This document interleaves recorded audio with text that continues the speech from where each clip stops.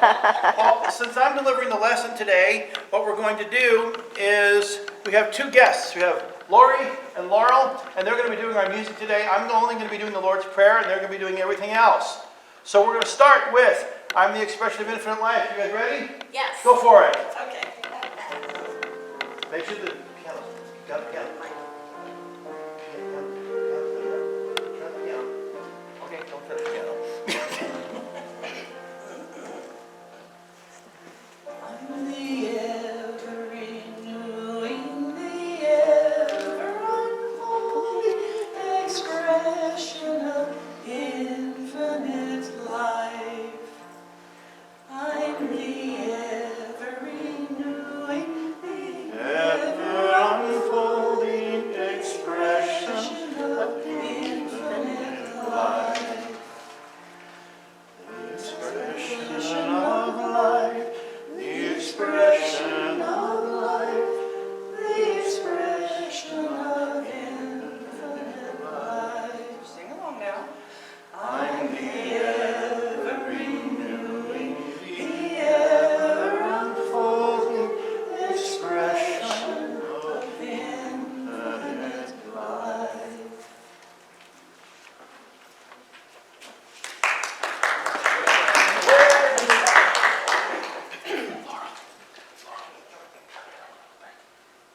The piano's too soft. It's too soft. Okay. We'll get right to basic break. Okay. Amazing grace, how sweet the sound that saved a soul like me. I once was lost, but now I'm found. Was blind, but now I see. Grace that had taught my heart to sing, and grace my fears relieve. How precious did that grace appear the hour I first believed. Through many dangers, toils, and snares, I have already passed. 'Tis grace that brought me safe thus far to freedom that will last. Thank you. Good morning. I'm Reverend Down, and it is my honor to be here with you this morning. And whether you're sitting here with us or watching us via stream, we want you to know that we know, truly know, that our Unity family is a blessing. I want to know, do we have any first-time visitors here, people with us for the first time? Please, stand and tell us who you are.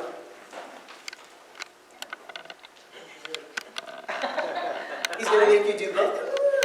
We're glad you're here. Yeah, I'll go. My name is Grant Wills. I'm a friend of Laurel's. This is my daughter Christine. Welcome. Welcome. Thank you. Glad you're here.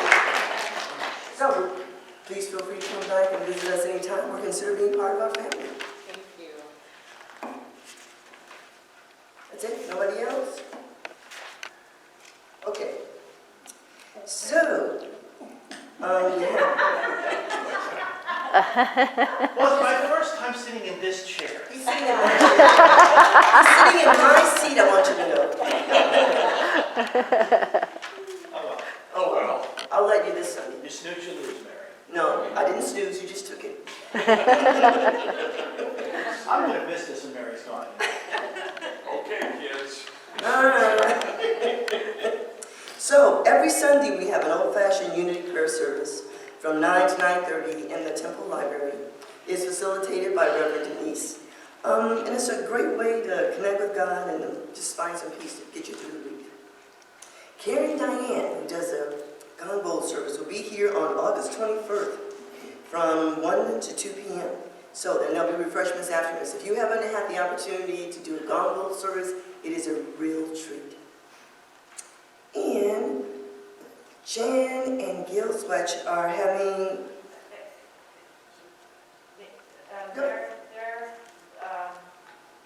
Well, what, are we going to do it, or are we going to do it? I don't think that's going to wind up happening. Okay.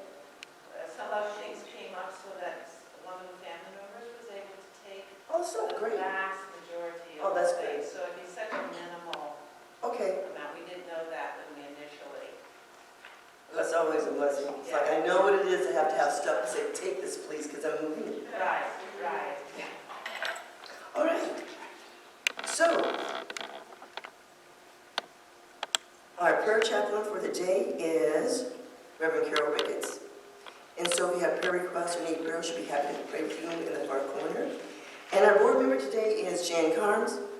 Yes. So if you have questions about the board, about the church, please feel free to talk with her about that. Please join me. Oh wait, I have to do this. This is Anniversary and Birthday Sunday. Does anybody have a birthday in August this year? Ooh, please stand up so we can sing for you. Oh, oops. All right, can we do a happy birthday song? It's in the key of G, right? Sure, that works. Come on, we're ready. We're ready. Go for it. I don't know how the rest of it goes. Happy birthday to you. Happy birthday to you. Happy birthday, you're wonderful. Happy birthday to you. Does anybody have an anniversary in August that we can celebrate with you? No? Okay. Then, would you please join me in saying our mission statement? It is in your bulletin. All right, together. Our mission is to provide a prosperous and loving community by connecting to God through prayer and following the teachings of Christ. You're up, ladies. You're up.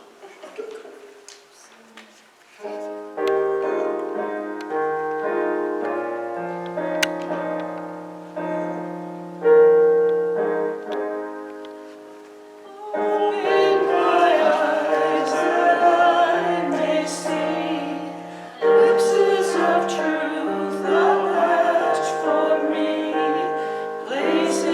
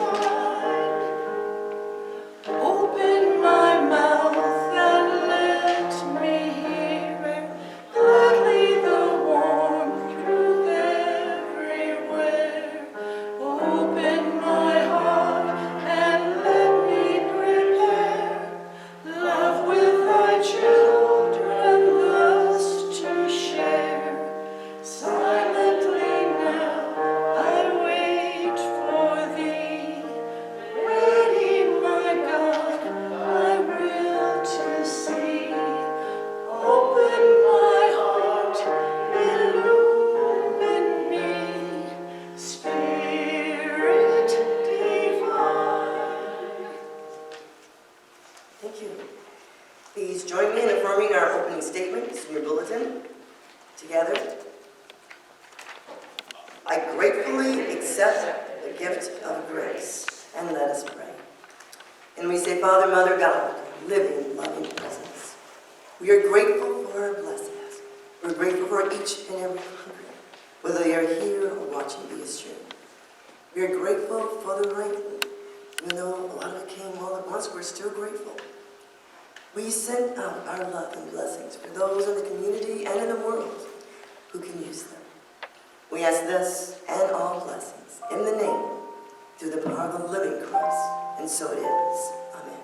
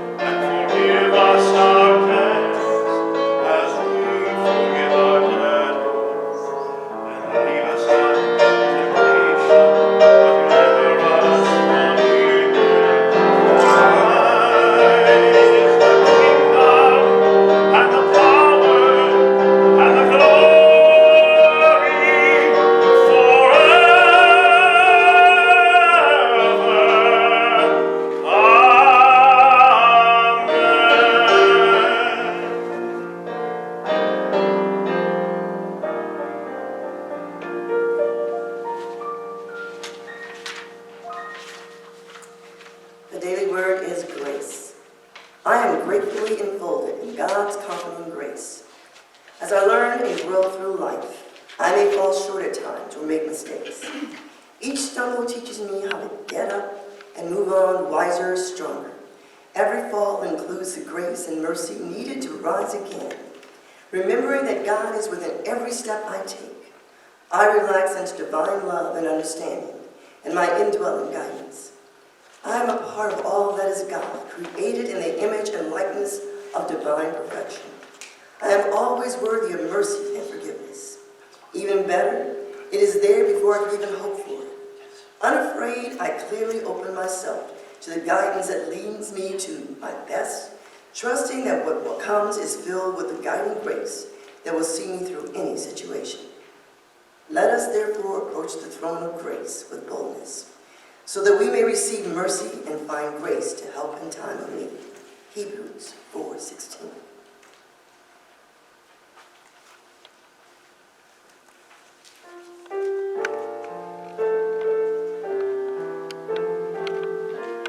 You all know this one. This little light of mine, I'm gonna let it shine. This little light of mine, I'm gonna let it shine. This little light of mine, I'm gonna let it shine. Let it shine, let it shine, let it shine. I'm gonna let it shine. I'm sorry. Sorry, let's start from the beginning. Shine all over the world. I'm gonna let it shine. Shine all over the world. I'm gonna let it shine. Shine all over the world. I'm gonna let it shine. Let it shine, let it shine, let it shine.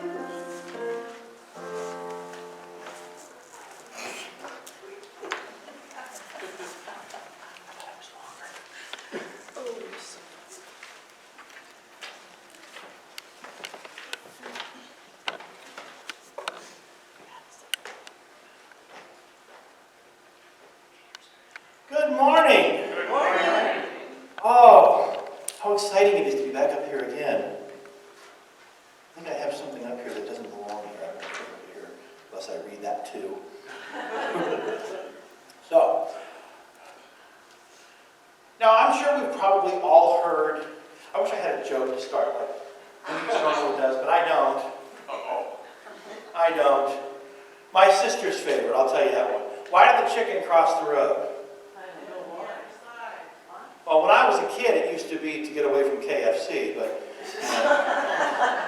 I guess the traditional one is, what, to get across the road? Something like that. I don't know. I'm speaking again twice in October. Denise will be gone October 9th and 16th, and so I'll be speaking both of those weekends. And I promise I'll work on at least one decent joke for that weekend. Or one of those weekends. All right. So you've ever heard the phrase, be yourself? Right? What does it mean to be yourself? We have lots of ideas what that means. Do what you love for a living, marry the person you love, have a great career, make lots of money, or give it all away, or whatever it is. Anybody have an idea? This is the participation part. Be in the grace of God. Being in the grace of God. Who's got another one? Creativity. Creativity. What's another way to be yourself? Be authentic. Be authentic. I like that. That leads us into another one. See, in the school that I teach at, we use the Socratic method, so it's a constant process of asking questions. So what does it mean to be authentic? What's authentic mean? Your true self. Your true self. What else? Consistent. What's that? Consistent. Consistency. I like that. Yes. Consistency in our actions and behaviors, that's what we call integrity. Yeah, that's exactly what it is. So being yourself. Here's some quotes I've got. These are really great. I love these. Some of my favorite. Your time is limited, so don't waste it living someone else's life. Steve Jobs. Ralph Waldo Emerson said, to be yourself in a world that is constantly trying to make you something else is the greatest accomplishment. Ain't that the truth? The world is always trying to twist and turn us into something we're not. And most of the time we don't even realize it. Always be a first-rate version of yourself and not a second-rate version of someone else. That's Judy Garland. I have a quick little story that goes with that. I don't know if I've ever told you this before, but it bears repeating. Back when this was probably 25 years ago or more now, when I was first starting in my opera career, I worked at a restaurant called Romano's Macaroni Grill. Some of you may have even been there before. This was the one. The one I worked at no longer exists. There's now a big storage facility in its place. It was on the corner of Scottsdale Road and Gold Dust, up near Shea and Scottsdale Road. Matter of fact, I was the opening crew back in September of 1993 when it first opened. And a couple of years later, in walks this big group of people. There were mostly men in suits. And I thought maybe they were real estate investors or lawyers or who knows what. Well, it turns out that they ran one of the biggest and newest, at that time would be the newest, I don't even know if it's in existence anymore, the Venetian Hotel and Resort. And they liked my voice. One of them gave me a card, asked me to call them the next day. Long story short, they wanted to offer me a 2-year gig at the Venetian impersonating Luciano Pavarotti.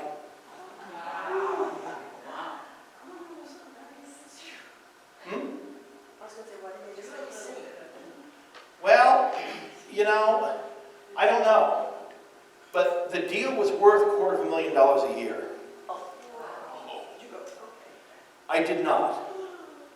I know. When I told people, most people thought I was absolutely nuts. Why would you turn down $500,000? Why? Why do you think? Because It it was was what what you you wanted to be yourself. I would have been, at the best, a second-rate Pavarotti. At best.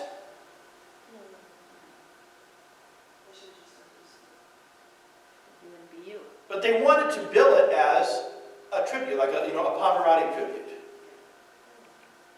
But I turned it down. Now, I don't know. Financially, maybe it was a mistake, but you know what? I've never regretted it. I've never regretted it. And then a bunch of years later, one of our former members, Bob Eisenbaugh, and I drove to Los Angeles to do an audition for America's Got Talent. This was back in 08, 09. Everybody kept saying, you should be on America's Got Talent. You should go. Okay, let's go. We just made a weekend of it and we went. And as I sat there waiting to be called with this big number across my chest, I saw no fewer than 32 Elvis Presleys, 17 Michael Jacksons, 14 Janet Jacksons. Who else? Celine's. Yeah, there were a couple of Celines there. There were a couple of, a couple of groups pretending to be the Beatles. There was even one group pretending to be the Monkees. And so there were so many impersonators there. And I remember somebody, even Bob, said, why don't you do that? And I told him the same thing I told him when I turned down the Pavarotti gig. Because it's not me. My quote, and I don't know if it's mine or not, but I've used it my whole life. I would rather be a real nobody than a fake somebody. Even if it means I never make any money in music, even if it means that nobody outside of this room ever knows my name, I have to be real. I've always been what they call in web design a WYSIWYG kind of guy. WYSIWYG's an acronym. It stands for what you see is what you get.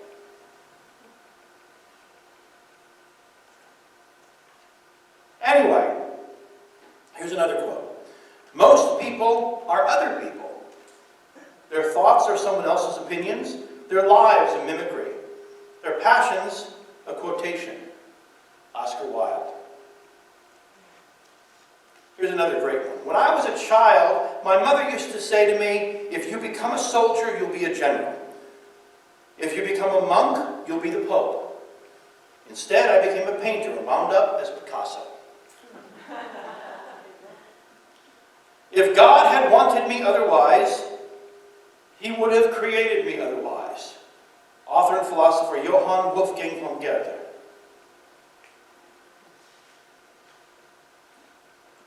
We often use the word identity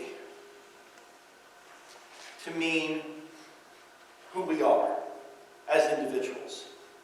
We carry a little card around with us, our driver's license or our ID or passport or whatever it is. This is my identification. Okay. It's kind of become a way of saying things, but did you know identification or identity does not mean who you are? It means what group you fit into. Identity comes from the Latin word idem, I-D-E-M, and it means the same. The root word is also the root word for identical. Think about that. So if we're seeking our identity, we're actually seeking our tribe, a group to which we feel we belong. Now, to a certain extent, this is okay. We're social creatures by nature. We need tribes. We need groups. This is our tribe right here. At least one of them, anyway. Having a tribe, having an identity, having a group is just fine. We have careers, church, employer, family, groups of friends. These are all good things because we have that desire. Because, like I said, we're social by nature. But the problem comes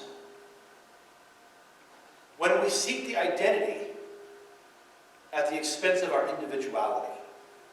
And that's the other word I want to talk about. Individual comes from the two Latin words, in, meaning not or the opposite of, and dividere, which is the infinitive and means to divide. So it literally means unable to divide. Indivisible, like from our Pledge of Allegiance, comes from the same two words. So when you're being an individual self, your quality, your temperament, your traits, your personality, all of who you are as a human being that is completely unique to you and only you, you are an undivided individual. And it's possible to have both of those things. It's possible to be an individual and have the tribe identity. but most of us don't. So many of us don't. I shouldn't say most of us. A lot of people don't. A lot of people find their tribe, their identity, their group, and that's where they stay. They don't go any deeper. They don't seek that individuality. So we need both, an identity and an individuality. But the problem, like I said, when we build the identity more accurately, when societal pressure forces an identity upon us at the expense of our individuality, then who we are, who God made us to truly be, becomes very hard to find, gets lost, or worse, disappears completely. And so we don't really live to the deepest level of who we can be. We're kind of surface living. We get up, we go through the motions, we have our coffee and our donut or our cereal or our eggs and bacon or whatever we have in the morning, and we kind of shuffle through our day and we do our normal stuff. We get done, we come home, we feed the dog, we feed the cat, we go to the bathroom, we take a shower, we go to bed. And then we get up the next morning, we do the whole thing over again. Have we ever felt like that? I know I have. You get stuck in a, they call it stuck in a rut. That's mostly because people have not found their individuality. They're part of a tribe, a group. Have you ever seen the movie Braveheart? Mel Gibson back in the mid-90s, great movie. Not for the squeamish, but it is a great movie. The tagline for the film was this: every man dies, not every man truly lives. And that's kind of what we're talking about here. How often do we put aside our individuality in favor of fitting in with someone else's idea of who we are or who we ought to be? We hear this all the time.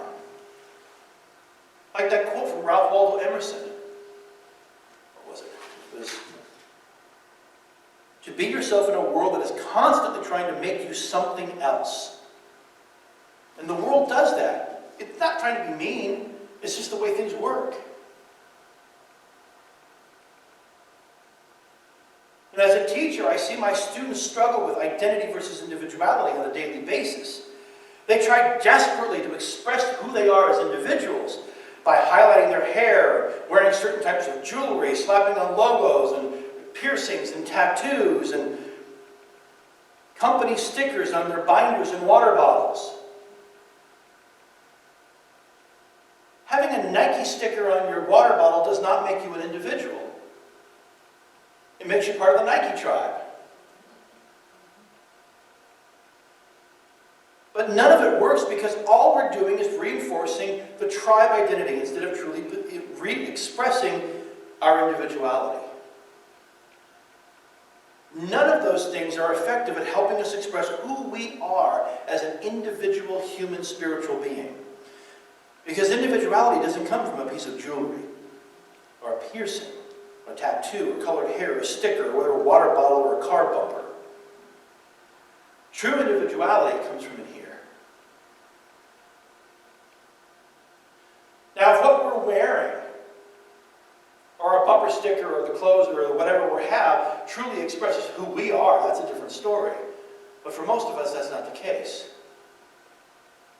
So is it any wonder that middle and high schoolers are so frequently depressed and suicidal?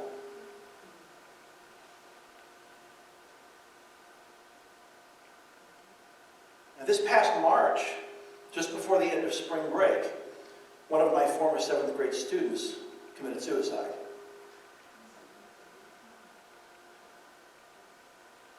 And a lot of the note that he left to his parents cited a lot of these things we're talking about today. Couldn't figure out who he was. He had no place to go. He had no place to grow to. This is the problem with individuality versus identity. And the kids,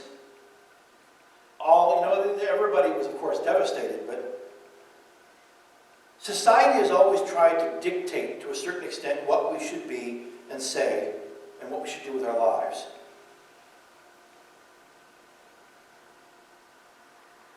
But you ever heard the phrase, something like this, or similar to it? You know, the 70s called and they want their sweater back. Now, I know that's kind of a crude and insulting way of saying it, but what that person's really saying is that you're expressing identity, not individuality. And my response would be, but I like my sweater. I don't care if it's the same kind of hair it wore, I'm wearing it. Meaning really old. Laugh, it's a joke, it's okay. That's my joke. It's a good thing I'm a minister and not a stand-up comic, you know? The herd mentality has always been a very powerful thing. But there's one thing that has amplified that powerful force.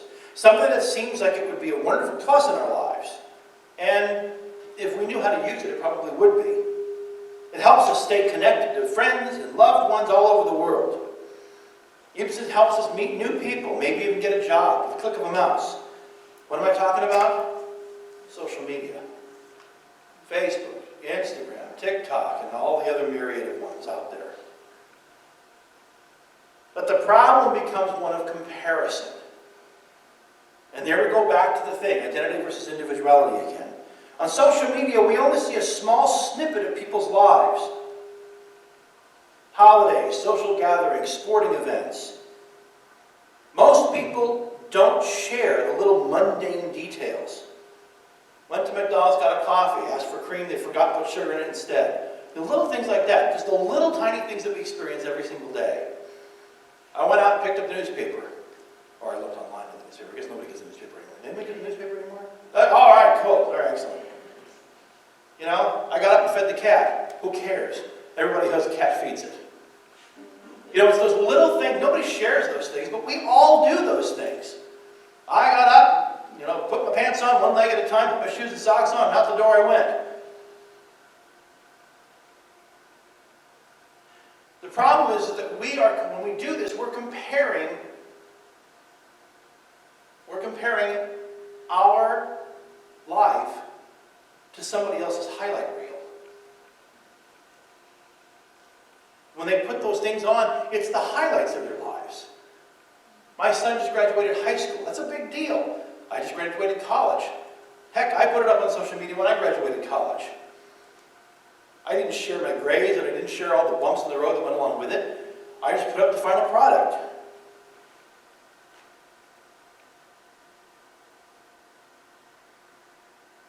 Everybody has mundane tasks. Now, there's always been peer pressure to do something other than be our true, authentic selves. It's constantly pulling us in every direction. But never has it been more amplified than it is now with social media. We are awash in information, but we're starving for our individuality. It's an interesting thought. Somebody said that to me a while back. And the worst part is that even if we follow someone else's highlight reel, it still won't make us happy. Why? Because it's not ours. It's somebody else's. Even if somebody puts up that they went to see a new movie that you really like to see, it's still, even if you like the same movie, it's still not you.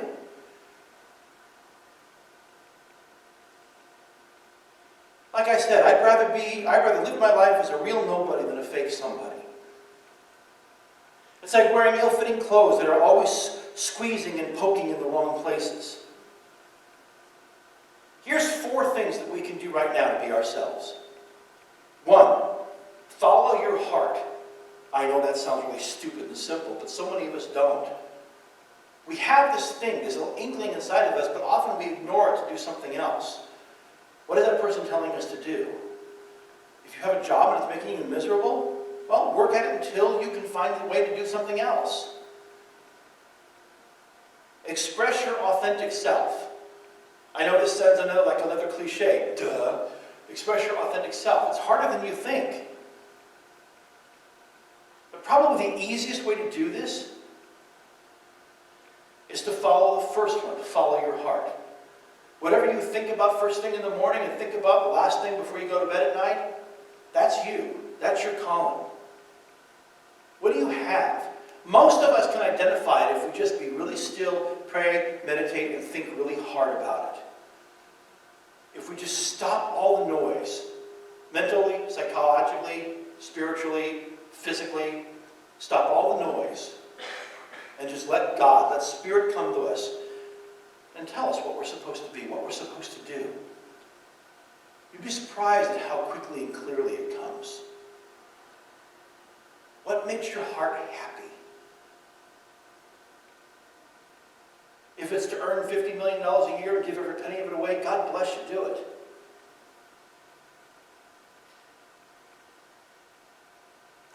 Here's a big one. Don't be afraid to walk alone. This is that societal pressure we were talking about earlier. Don't be afraid to be alone. It's scary when you see a crowd all going that way and you're over here all by your lonesome. Especially when they look at you and go, "Laurie, what's the matter with you? Why don't you come and join in the crowd?" Because Laurie knows what she's doing. Laurie's going to be herself. She's expressing her individuality, not the identification herd mentality. And finally, this is kind of a practical one, limit social media. It's hard for me to limit social media right now just because I'm working on music and I'm working with a publicist, and he keeps telling me, "Well, put this up online, put that up online." I don't want to. But I'm doing it it's a business thing, and so I'm just doing it. But to literally sit there and take pictures of my food and put it up and say, "Today I'm having spaghetti." Who cares? Nobody cares that I'm having spaghetti. And for God's sake, don't put a picture of yourself up eating it.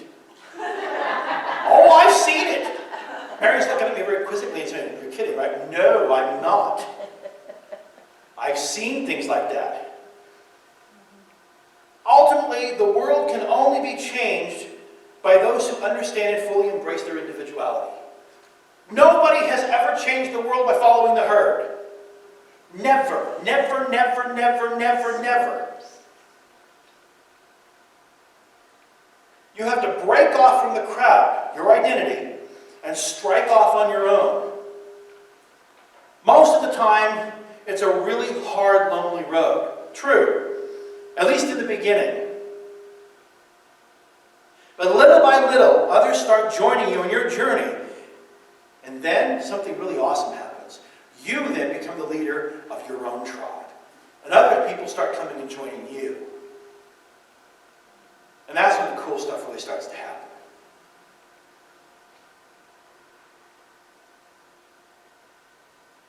They're inspired and they're informed by your individuality. So now you've created your own niche in the world. You're no longer searching for where you belong or what group you belong to. Others are joining you. You know, if you look at any successful business person, this is what they've done. Steve Jobs, Bill Gates, Lucille Ball, Elvis Presley, Clarence Darrow, Walt Disney. These are all people who were led by their individuality. They didn't change the world by joining their identity group. They changed it by forging an entirely new path. And that can be dangerous, emotionally, psychologically, sometimes physically, depending on what you're doing. But there's an old expression, the pioneers get the most arrows.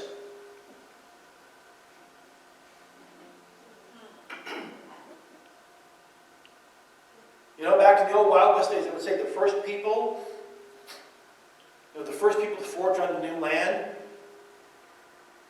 would always have to fight off whoever was there first, whether it was Native American or other cowboys or other ranchers or whatever it was. People were constantly stealing each other's land.